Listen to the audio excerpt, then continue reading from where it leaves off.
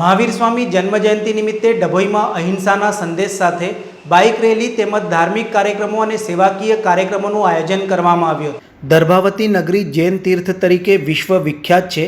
અહીં 6 જેટલા દેરાસર જૈન ધર્મના આવેલા હોય ત્યારે સમગ્ર રાજ્ય અને દેશમાં આવતા જૈન સમાજના અનુયાયીઓ ડભોઈમાં આવતા હોય છે।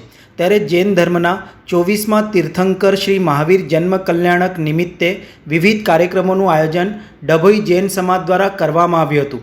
ત્યારે શ્રી મહાવીર જન્મ કલ્યાણકની ઉજવણી નિમિત્તે શાંતિ અને અહિંસાના સંદેશ સાથે ડભોઈ જૈન સમાજના યુવકો દ્વારા જૈન વાગા વિસ્તારમાંથી ભવ્ય બાઇક રેલીની પૂર્વ સંધ્યાએ યોજવામાં આવી હતી, જેમાં અહિંસાના સૂત્રો સાથે નગરના રાજમાર્ગો ઉપર બાઇક રેલી ફરી હતી।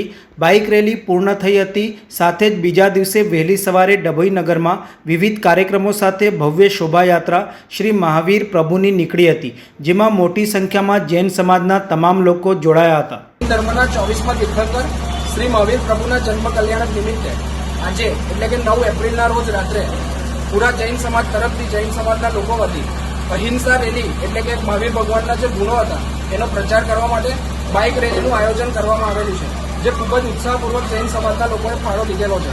આજે આ બાઇક રેલી પ્રચાર પ્રસાર પત્યા પછી 10 એપ્રિલે એટલે કે કાલે ફ્રી મેડિકલ હેલ્થ ચેકઅપનું કેમ્પ ડભોઈ નગરના તમામ લોકો માટે રાખવામાં આવેલો છે, તો તમામ ડભોઈના લોકોએ પધારવું અને એનો લાભ લેવા હાર્દિક નિમંત્રણ છે।